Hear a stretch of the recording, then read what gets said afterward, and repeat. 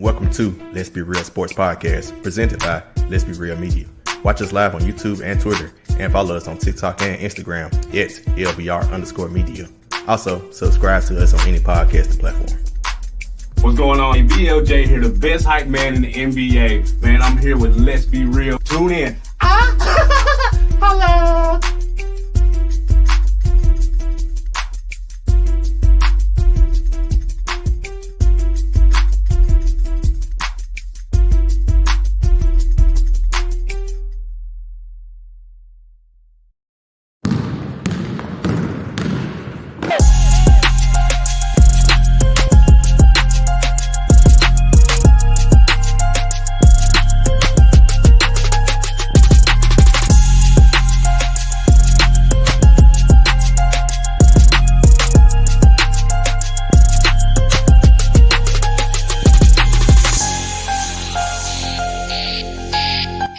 Let's be real.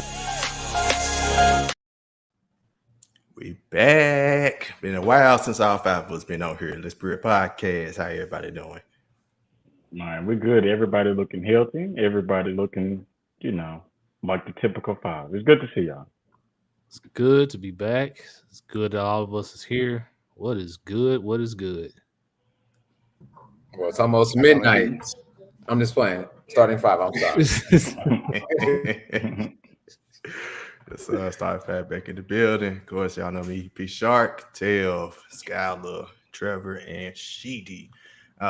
We do got a new show order this time in store for us. A week ahead of our 5-year anniversary, which will be next week. So appreciate everybody's been tuning in with us over these past 5 years as it's coming up. But the new show order comes up as first we'll do flowers segment to give flowers to anybody in the sports world that deserves it over the past week or 2 weeks of however long it takes us to record next episode.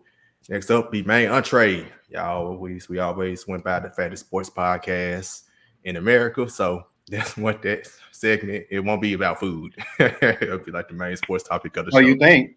Right, but it might get there. We'll find a way to talk about food in that segment. It's just who we are. Right.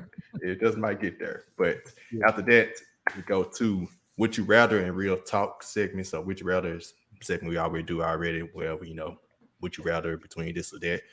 Of course, Real Talk segment, we're getting something that's real in the sports world. Then we finish off controlling all if anybody has one.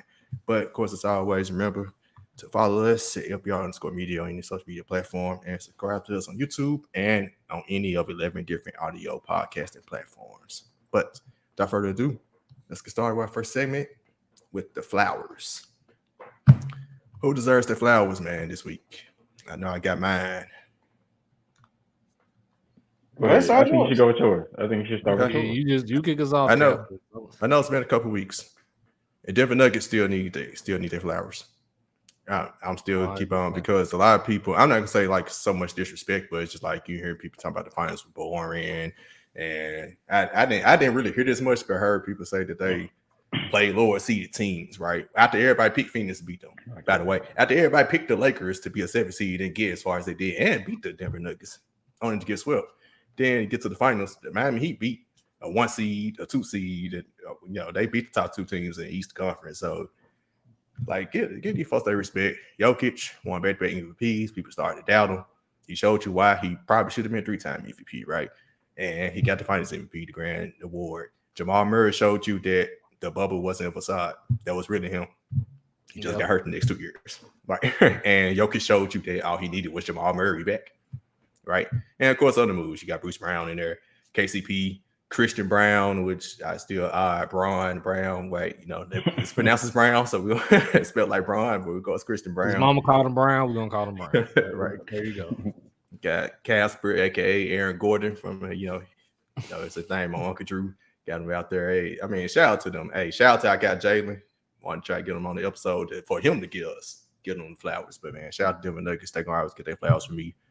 Heck of a run, first championship in history. Keep turning up. Y'all still the best in the West until further notice. Facts. I got some flowers that I want to hand down next, if that's okay. Let my flowers go out to the WNBA.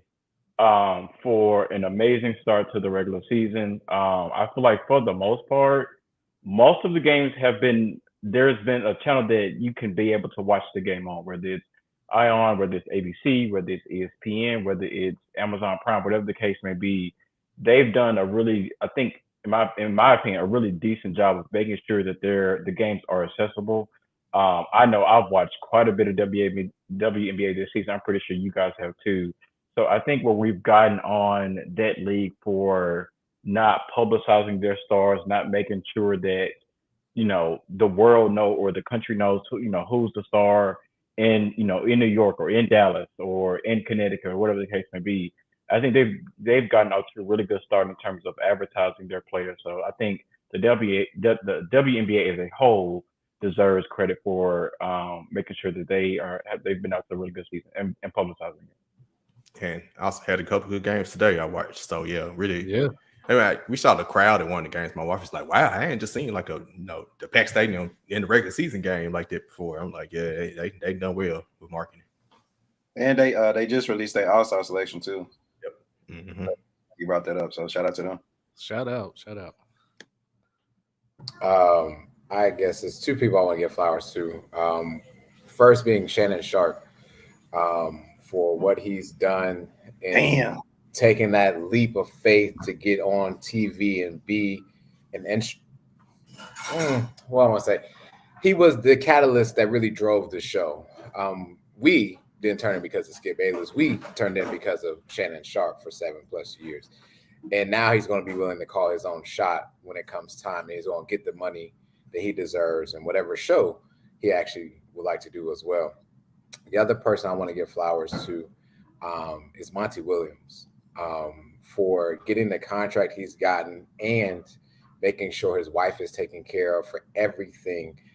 So really, I'm not really giving it to Monty Williams. I really want some Monty Williams, but also the Detroit Pistons for really looking out for family and putting an emphasis on how important it is to have Monty Williams taken care of and his family taken care of so that they can progress and do better as a team. So Shannon Sharp, Monty Williams, I guess the Detroit Pistons as well in one conglomerate.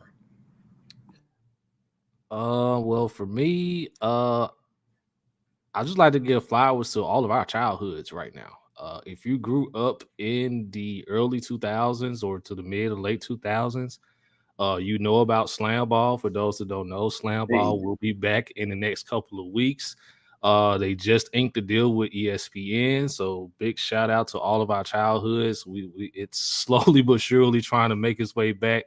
As they say, life is nothing but one big cycle, and it looks like everything is just looping back around. So shout out to ESPN for inking that deal to get Slam Ball back on TV. And Sheeta, you brought up the Detroit Pistons. I wanted to bring up, first of all, I guess all of the families and all of the kids who were drafted a couple of days ago, but more specifically the Thompson twins. For them to go right back to back and have the amazing names that they do. Look them up if you need to. But they got some pretty much amazing names, and I think they're going to be future stars for their prospective teams. And you can just tell when they were getting interviewed by their parents specifically that, they got a good head on their shoulder. So I want to give my flowers, to everybody that got drafted, but, so especially them.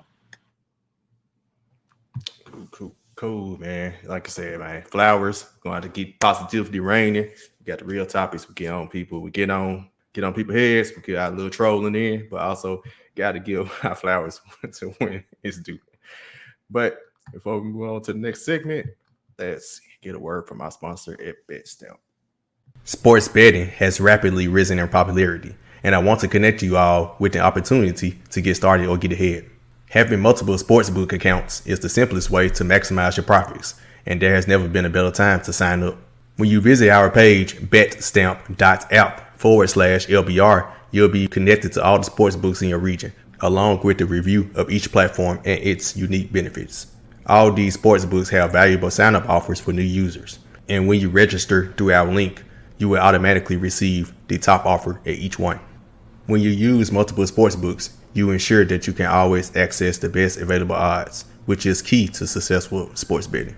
If you want to take advantage of these benefits and support our brand, please consider signing up for your next sportsbook at betstamp.app/LBR. All right, it's time for the main entree. Y'all see the title of the episode, definition of a rebuild.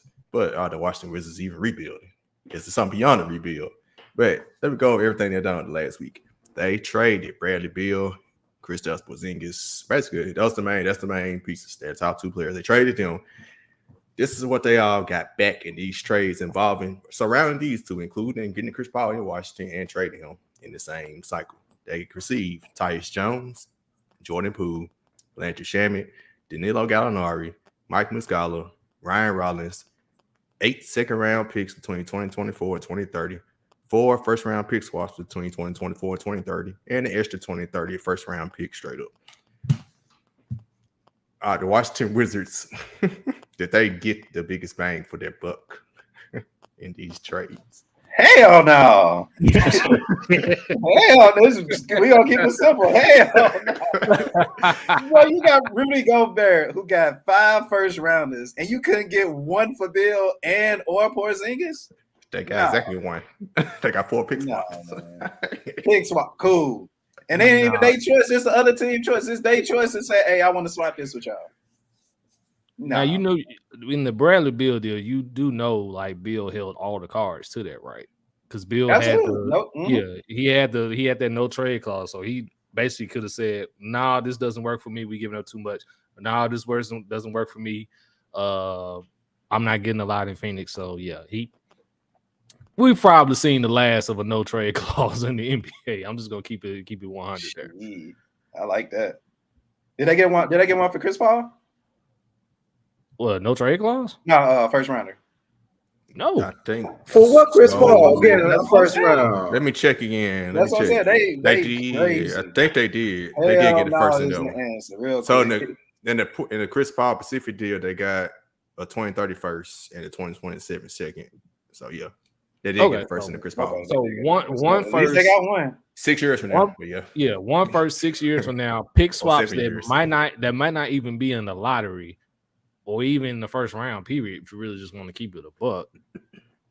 Speaking of first round, you traded teams that's going to be in the first round in the playoffs for the next few years. Good job. Yeah. All them teams. That's probably why they didn't care about the first. and the messed up part about it, like this has been going on, and I get it, it's a new regime in Washington, but it's like same story, different chapter with them. Like this has been going on for well over 10 years now. That is crazy, man. I just looked at their draft history since 2010 when they drafted John Wall overall to start this whole new process.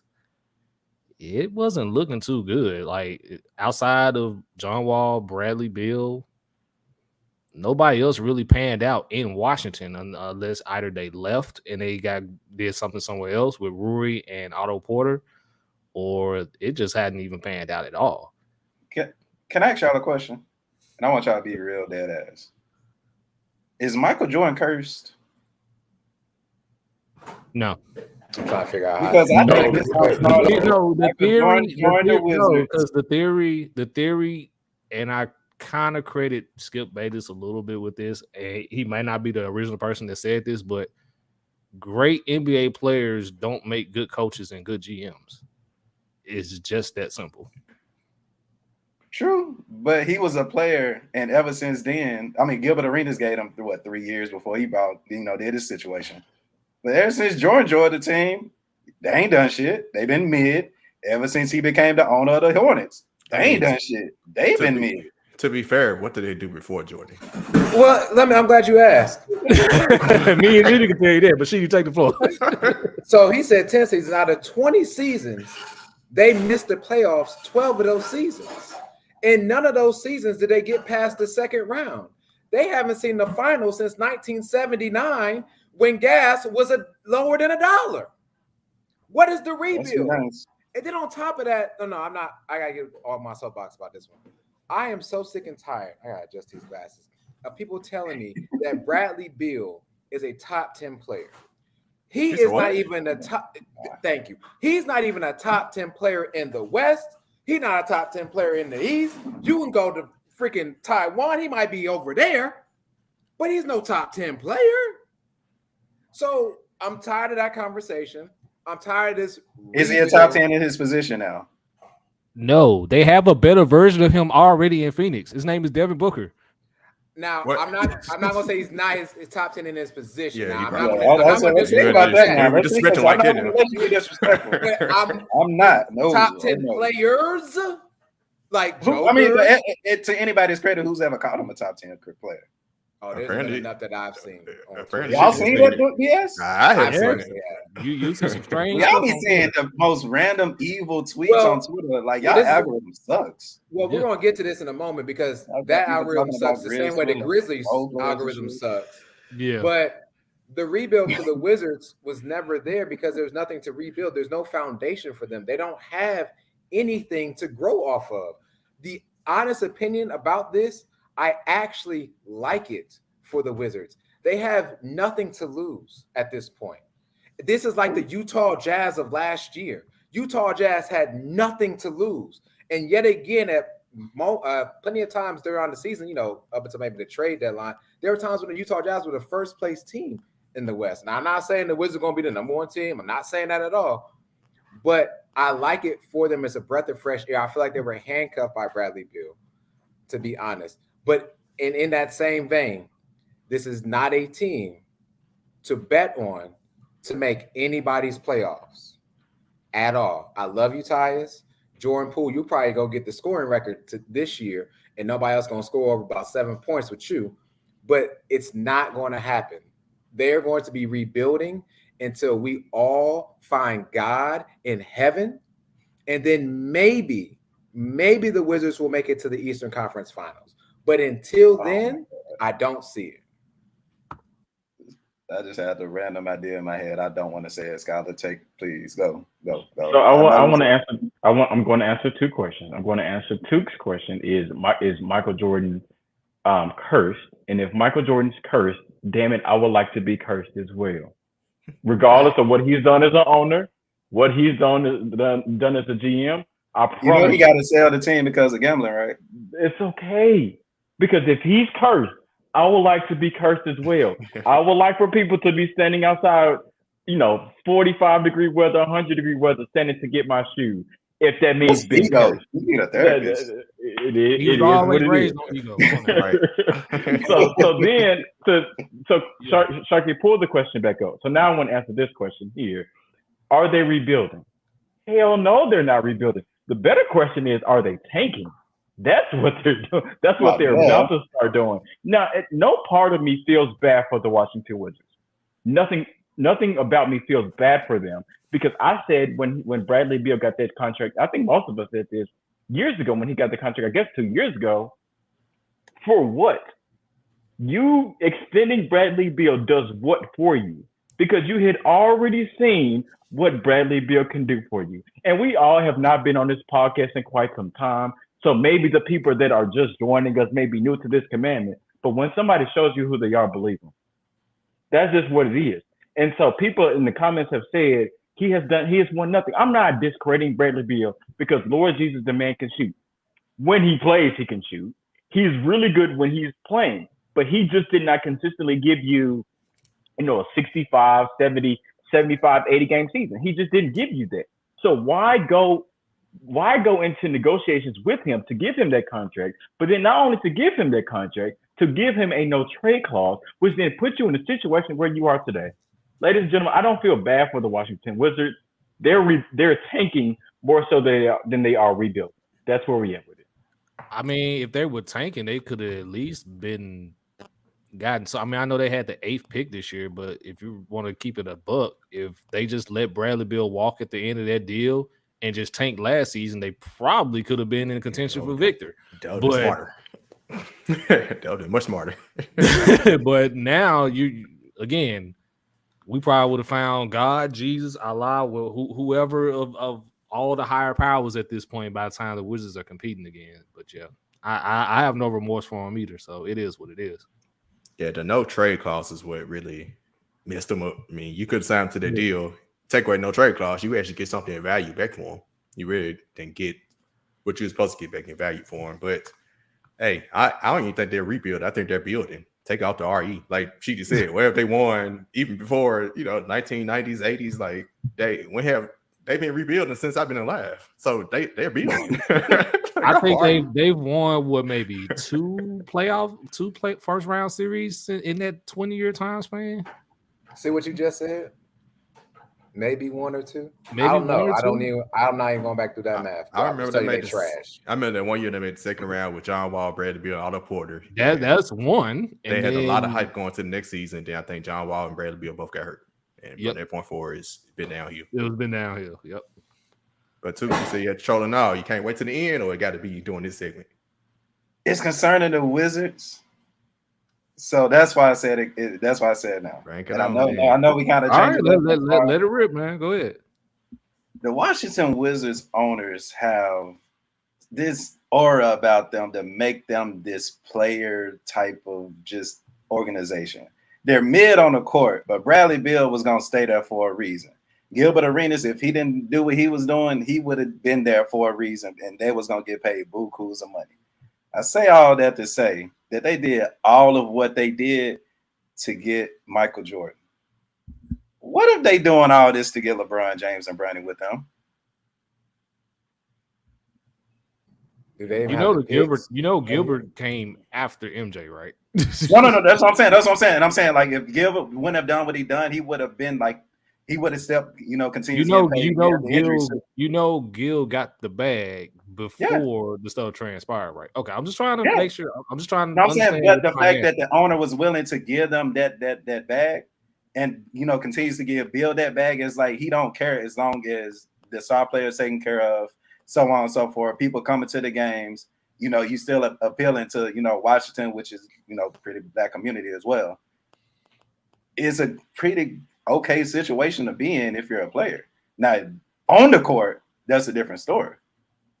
But then again, like I said, for them to be the team to get Michael Jordan, for them to be a team to get these star players and pay them what they want, and it don't matter if we win or lose. So it's like, if I'm able to get Bronny James and LeBron James in my organization, what y'all think? So I just don't think that's smart enough. I believe it's a troll, because I don't trust the Wizards to even be thinking about that remotely right now. It's because here's the thing. We just talked about for what 6, 7, 10 minutes about them pressing the wrong buttons for what, shitty 20 years. What makes us think all of a sudden that they're going to press the right button now? And even then, is that the right button to press? Drafting Bronny, is that the right thing to do? Because I mean, latest mock draft that I've seen, he ain't going number one. And then we just talked about, again, LeBron James is a different player or a different person, but do we trust LeBron James to try to put a team together after what we've seen over the past couple of years? No. So is that the right button? No, I don't trust it at all. So it's a troll for me. Yeah, it's a troll for me, but I don't know what they're doing. Like Trevor said earlier, the right move would have been let Bradley Beal go last year, tank this year, and try to get 50 one bodied in. He was a Spurs all the way, though. That wasn't gonna happen. He was going to the Spurs. But I'm saying you should have attempted that. That's what. Because you could have got. You still could have got one of the wins. Like, it was top heavy. Like, you had a chance. Or they could have been dumbasses again and prick Brandon Miller, but that's neither here nor there. Oh yeah, Candy, we are annoying Savage. We saw that coming, and that was I'm happy you took it immediately off. Like, can we compare the Washington Wizards to like Memphis construction or like redevelopment? It's always like, you ever okay, for the people that have lived in Memphis for quite some time. For me, let me speak about for me.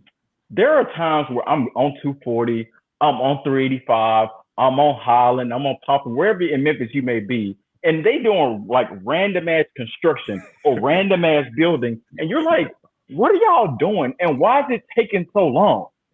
They took, I swear to God, a year and a half to pave Highland. And it feels the exact same thing that the Washington Wizards are doing. They've been building, to what Sharky just said, for 30 years. And it's like, when y'all gonna get done? We've been doing this for too long. The 8 o'clock and the 5 o'clock traffic has been the same for years. It's been terrible. What's there to show for it? That's exactly what this is. Got potholes around the city. Man out here. No, I'm talking on the court too. He ain't got it. I'm on board with that. He ain't got it. You said I was like, no, he ain't got it. Yeah, I think too. Brandon Miller. He's not sold on Brandon Miller. Yeah, I ain't sold on. He ain't got it. You got to show me something. We'll see. I am. We'll see in the next couple of weeks. 7 years. It was though. It was. All right, so I think the rest of us agreed that was a troll. I'm just sad. Yeah, that's not true. Yeah, that's accurate.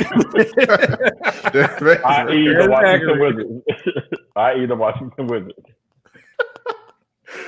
All right, man, that was fun. But let's get back on track to Would You Rather. So the teams that the Wizards made all those trades to, that's what we're doing the Would You Rather on. Either Celtics, Grizzlies, Suns, Warriors.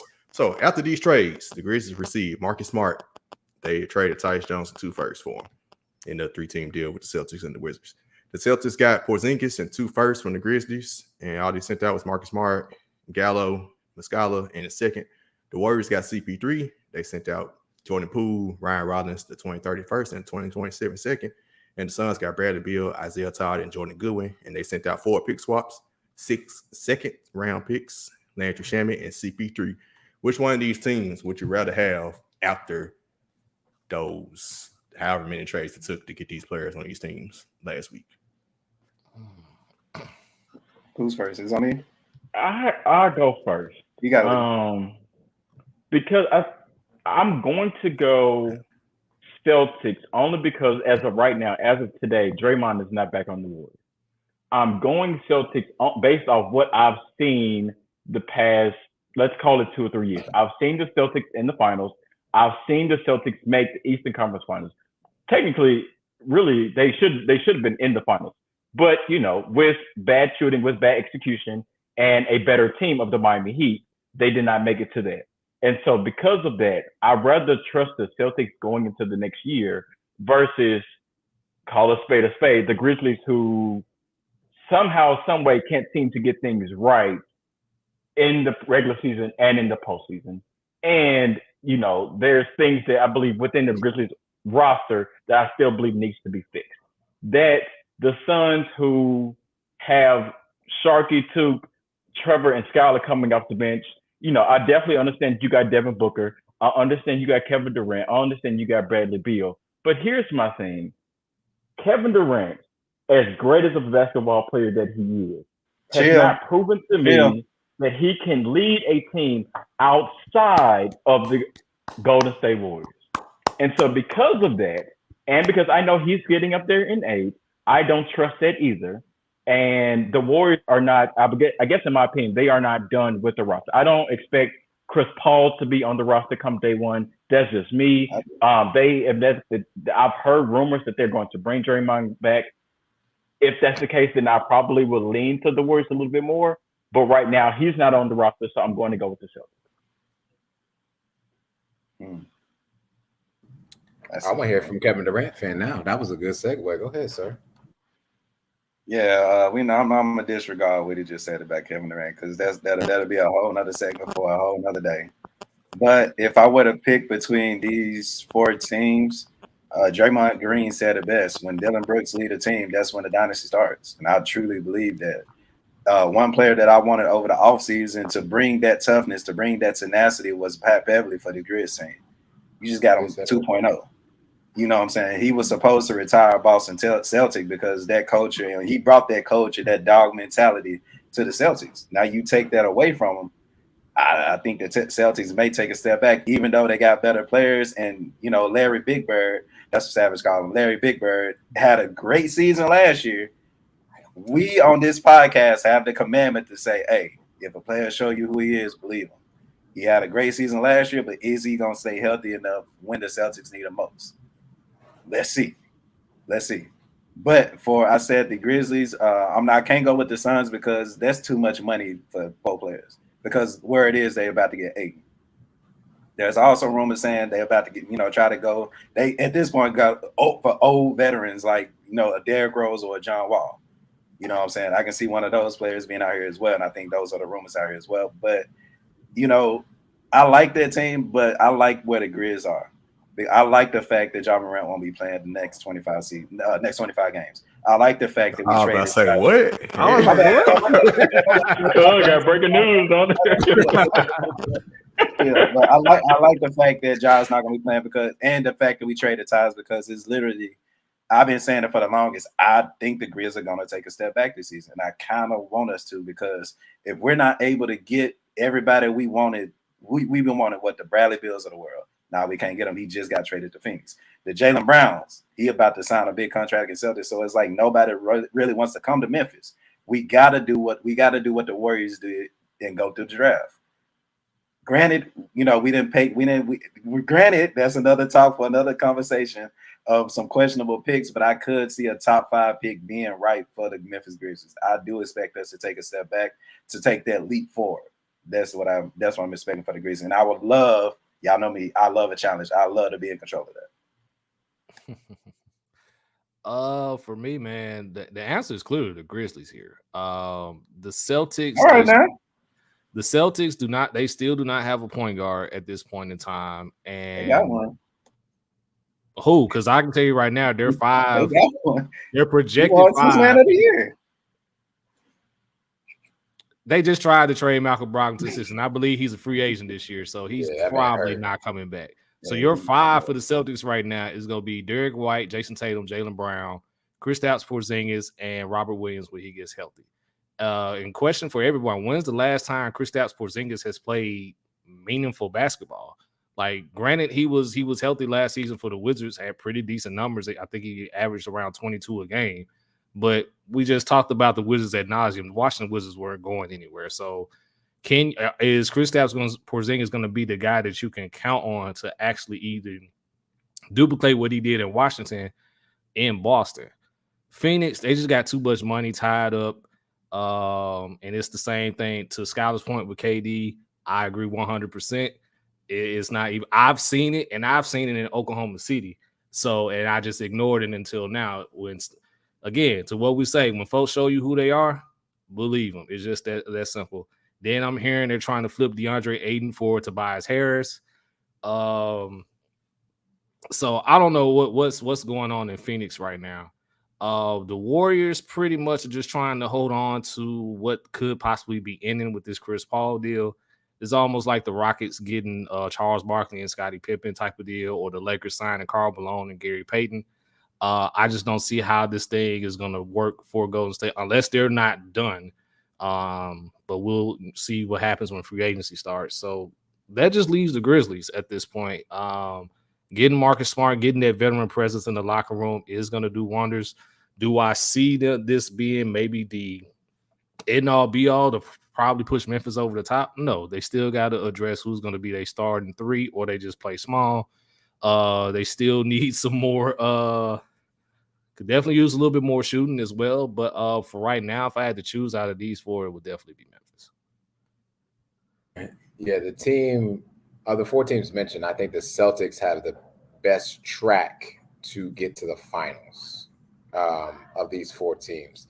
Kristaps Porzingis has not played meaningful basketball. I completely agree about that. But I seen this team go to the finals without him, with the Al Horford and Robin Williams and all them other people. Now, granted, Grant Williams is probably going to be gone, and Marcus Smart will be gone as well. But the easier track is the Celtics. The only problem I have with the Celtics is after this year, then what? Because KP is a rental. He's on the Kawhi right now. Mm-hmm. Brown needs to get paid after this year. This is his last year being under contract.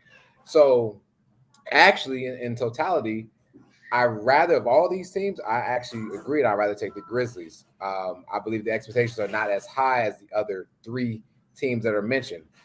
Any team that I believe that has Kevin Durant on it is a finals type of team.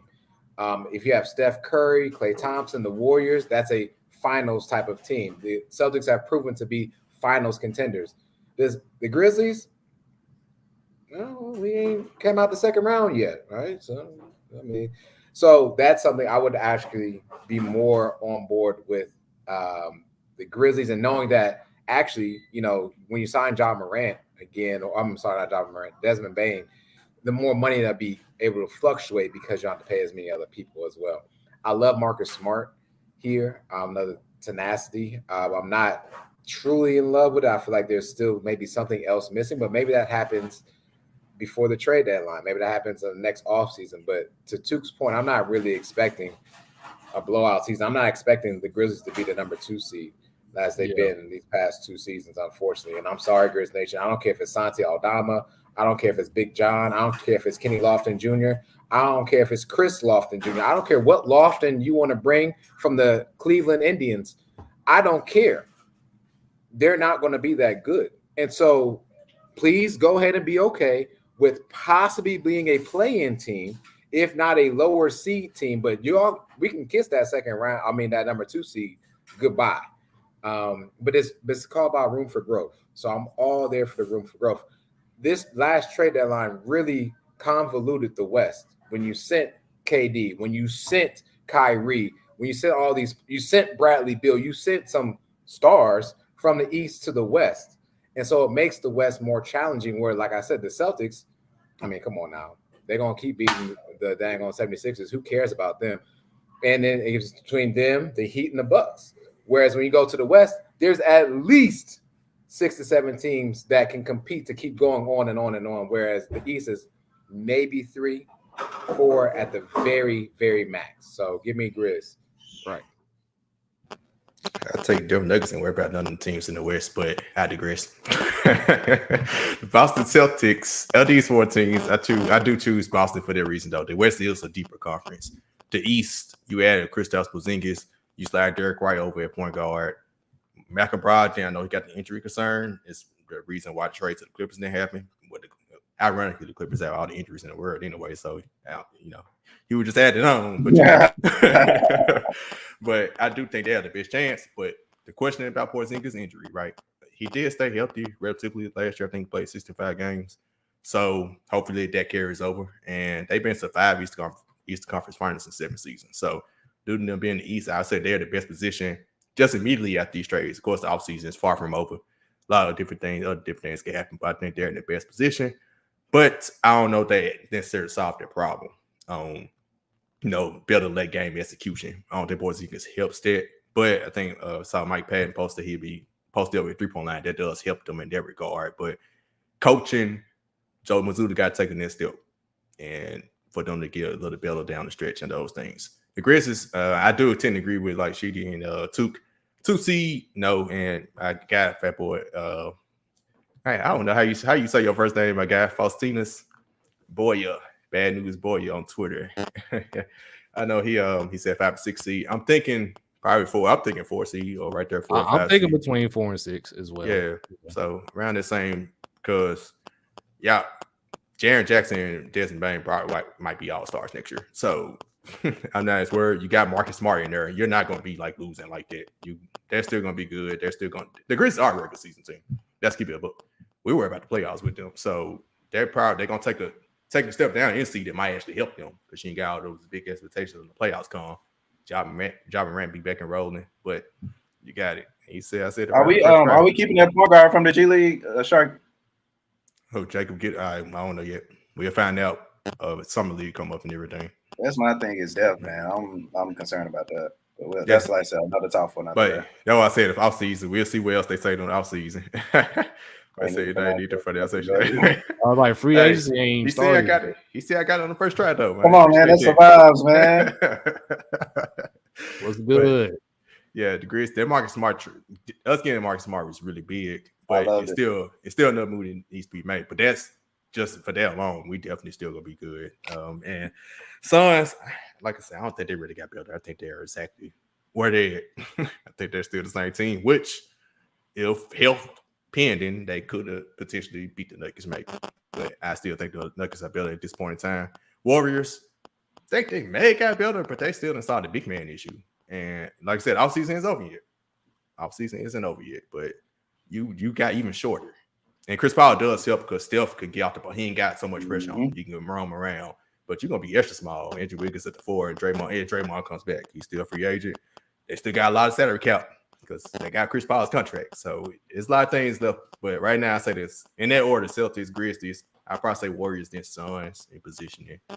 But I think those teams are it right now. So going for next topic, real talk.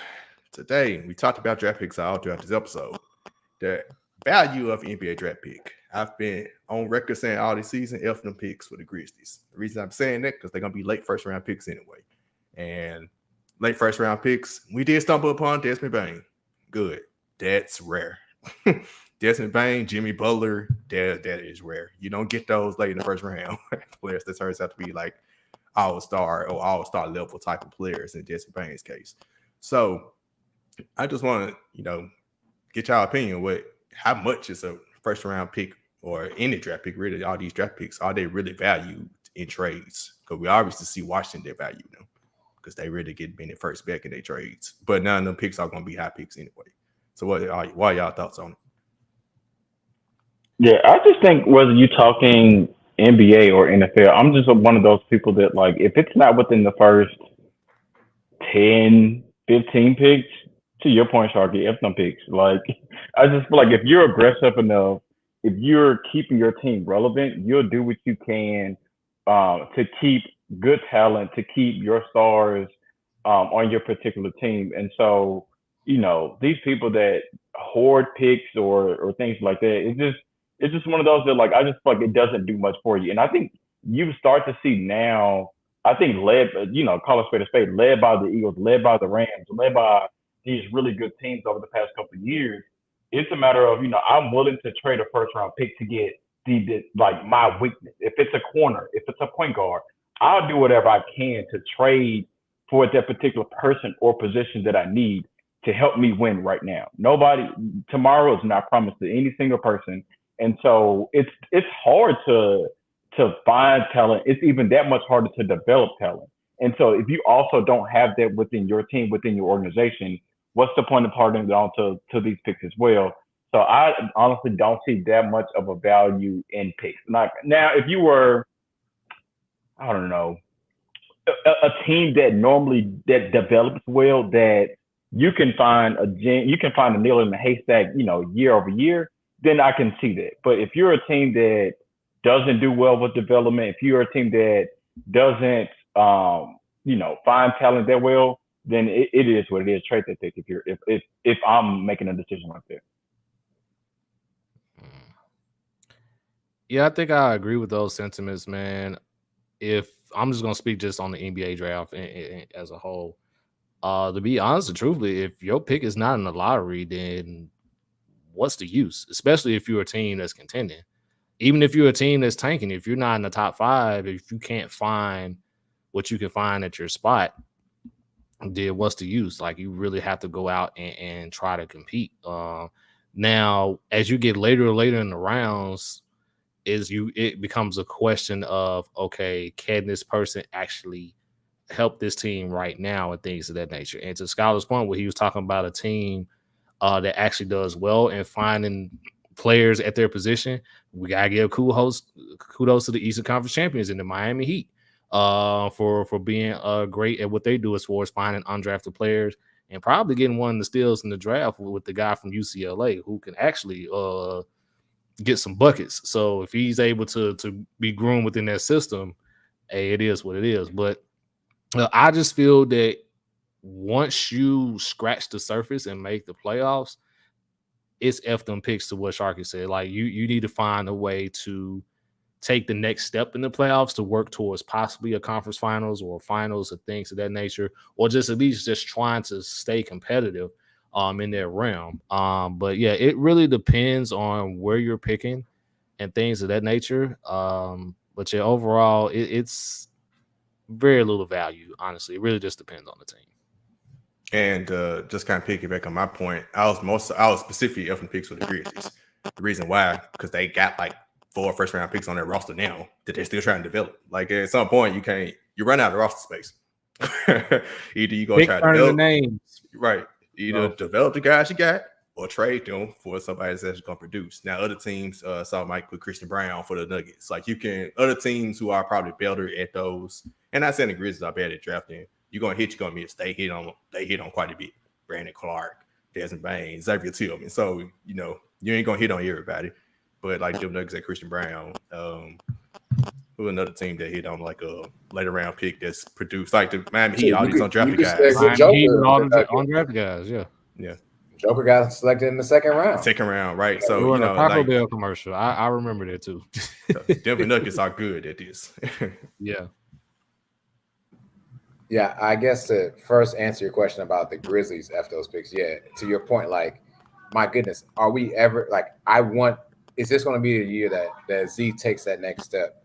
And I've heard he's getting taller, bigger, what have you. Like, is this now time for him to showcase his talent? Because his rookie year, he started about 30 games, and then all of a sudden it was kind of like an up and down, and then it just became a decline. And so for the Grizzlies, yes, forget the picks. We don't need no more picks. Get rid of them, trade them for whatever. I don't even care. It's over with. Develop what you have instead of keep bringing in new bodies all the time. When I say new bodies, I mean fresh out of college bodies that you have to develop. You have. Yeah, she said it. She said it. They might not. Well, maybe the Wizards do. Who knows? But honest to goodness truth, like, we don't have time to keep developing 5-6 players all season after season. They can't keep going to the Memphis Hustle and only Cat can watch them. Like, I'm tired of that. And so on the flip side of that, there are some geniuses within the league that know how to evaluate talent that is outside the lottery. We've already mentioned, the Miami Heat. I think Brad Stevens does a great job with eyeballing talent. Clearly, the Nuggets organization does well. And with the new CBA, you're going to have to find some things past the lottery picks that can fulfill your roster needs. And so, yes, after picks for the Grizzlies, but also look to see what are these other organizations looking for and doing that is helping develop their players faster, stronger, or even waiting for them. Again, I'm going to go back to the Nuggets. Michael Porter Jr. wasn't ready to play basketball, and they drafted him. Talk about a process, Joel Embiid. But talk about a process, and that man came alive in his first finals, beat Joel Embiid there, to make it there. So I really think it's about who is evaluating the talent and what is the need for them. But in conjunction with the new CBA, you're not going to be able to pay. Who was that just signed those crazy deals? The Minnesota Timberwolves tied about $400+ million in all three of their bigs. Okay, so who's going to dribble the ball after Anthony Edwards? And Mike Conley? How many more seasons he got? Who's going to have him when Mike Conley gets hurt? He might have 1.5, 1.5. But all I'm saying is the draft picks do matter just because of I believe that's one of the reasons the CBA, they also want the super team, but trying to develop talent maybe a little bit faster or giving these guys a chance. But I mean, 2 rounds, that's all you got. And why is it 2 rounds and it takes 5 hours? Like, what are we doing here? And by the way, right before 2 go, I wanted to answer Mike. I did mention Jimmy Butler right when I first introduced the topic. I was saying him and Desmond Bain were 2 like late picks who became like all-stars. So he's range all-star right now, just like Jimmy. So yeah, I think with me, GD, you hit the hammer on the head when you said that it's all on the teams that pick and their position. Because you look at a team like the Warriors. Granted, Steph Curry, he was a 7th pick, but look at everybody who was before him. Klay Thompson was an 11th pick. Look at everybody before him. Draymond, don't let me get into his situation. So there's some teams that know what the hell they doing, which is why front offices matter. Picks mean a lot more. Then you got teams like the Magic who literally go out and pick the same damn player for the last 3 years. When it's in that situation, that's when it's like they don't care about the pick. So it's really dependent on the time. It really depends on who's picking and the information that you got. The money base just got picked in the 2nd round. You're not going to tell me he's not going to be starting halfway through the Cavaliers season next season. He should be. He should be. Now in the Cavs, maybe like a worse team, yeah, but not the. He's not starting on the Cavs, bro. Man said maybe the Tigers. He not starting the Cavs, bro. He'll get minutes. All right. He ain't starting. By the end of the season, I'm saying Donovan Mitchell or something. the money base's gonna be unless Donovan Mitchell's gone, and unless they just completely he's gonna play the 3. I mean, but as long as Donovan Mitchell and Darius Garland, as long as Darius Garland and Donovan Mitchell is your backcourt, and you're going to be competing. We'll see. I wouldn't be surprised if Bro doesn't get out of Canton. I'm just going to be honest with you. With the Canton, I think it's the Canton Charge, I believe, the G League team. Interesting. Well, I got high expectations for him, especially on that team. But like I said, they did a good job picking. The Warriors did a good job picking. The Heat did a good job. Like, the Heat got a team full of undrafted players. How did they not get drafted? The Nuggets brought a Christian Brown. How did they let them fall? So it's like, really, I can't say F them picks all the way because some teams know what the hell they're doing, and you got some teams that know what the hell they don't. So because the NBA is a copycat league, everybody wants to find either that hot international prospect that they could just store for a couple years before eventually bringing them over, or they want to get the American guy that's maybe spent a year in college or doing something else so they can have some kind of a window to develop them instead of just taking the best player available to possibly work towards the playoffs or whatever. Yeah, I forgot about Isaac. I want to answer that real quick. Isaac Okoro had all the time in the world last season, and if you ask any basketball head what the Cavs need, they're gonna say a 3. Nah, you messing with don't. Well, he can't shoot, so that's probably the reason why. I think they need a 3, but I don't think Imani Bates is the 3. Yeah, I don't think Imani Bates is the answer. Not this year, at least. I think that's the development, and that's what I was about to go to next. Let that man get in the weight room first, and then we'll talk. And I was thinking development. Everybody know how to develop. It's not even just the players you pick. A lot of these players got some type of talent to get drafted. Yeah. It's about development. The reason the Miami Heat players, maybe they were perceived as undrafted, but Miami knew how to develop. So that's the key with a lot of these teams as well. And also giving the chances regular season as well. Like you give games to, like, nowadays, some players, I mean, this might change now this upcoming season, but some guys sit out some games. So, hey, listen, I need you 5. Y'all not my regular starting 5, but this 5 going to start tonight. You're going to play over 40 minutes. Let's make this happen. And I'm going to really coach you like I was coaching, a Donovan Mitchell, Darius Garland type of squad. But Imani Bates, you're going to lead me in this team off the bench today. And so it's all about, I think what happens also is not giving the proper opportunities to the players that are drafted. Whereas, as we've seen other teams that have done that, again, not just leaving them in G League, like, okay, come on, now let's go on the bench. And then you transition from being on the bench to playing some time. Like, it's all a transition as well. Like, you don't want to just throw them into the fire. The college game and the NBA and the professional game is 2 completely different games. I'm sorry. I don't care. And a lot of these guys only playing like 1 year in college. G League is great, but that G League talent ain't nothing like the NBA talent at all. Yeah, facts. Well, that does it for that. Anybody got trolling now? Another 2K I won earlier. Nah, not this week. Nobody. Nope. I sure only got one either, man. Well, that does it for the show. Before we head out, I did want to just get a couple of announcements. We probably be going back to probably not every single week, but more of a weekly schedule than bi-weekly.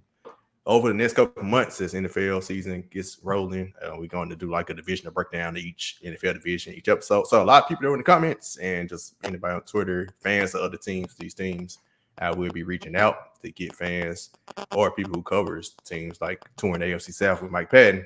Bring him on the AFC South show. Bring y'all along to discuss these NFL divisions when we have the episodes late July throughout August leading up to the NFL season. And also next week, if you didn't hear us earlier when we first started the show, it's our 5-year anniversary. So we'll definitely be back on this thing next week for our 5-year run here at LBR. But as always, y'all know to follow us on Twitter, Instagram, Facebook, anywhere, TikTok at LBR_media. Also listen to us on any podcasting platform, subscribe to us, hit the notification button on on YouTube at Let's Be Real Media and Let's Be Real Sports on the audio platforms. As always, you can follow me on Twitter at DAONE_P_Shark. If you want to know who on the NBA controls making all these trades, it's me at _Skylater on Twitter. Yeah, I'm at the Art of Trevor. Slam Ball is back. We almost here for football. I wish I could have did the Dave Chappelle thing and just held the 5th sign up to commemorate our 5th year anniversary. But yeah, I'm at the Art of Trevor on Twitter. It's really shitty. That's all I got. Hey, shout out to Spider-Man. Shout out to Metro Boomin for killing that album. And shout out to the philosopher Marcus D. Savage. The cap is cap. No, I don't care what nobody say. Ed Tab Security, y'all know what's up, man. Shout out to the gang. 5 years. Hey. God damn. Hey. And shout out to all our comments, man. Savage, Mike Patton for touring the AFC South, Faustinus, Boyer, and Candy. Also, before we end off, of course, I had a shout out 3 the harder way. Savage, Took, and Sheedy. First NBA season. Good run. Good job, fellas. Great run. Amazing run. Thank you. Appreciate Man, it. I'm ready for season 2. And also shout out. This break. Right. I need a little break. And also shout out to, of course, Darren Jeans at the Jeans Report. He's been having a good show up here at the LBR Media. And till next time, peace.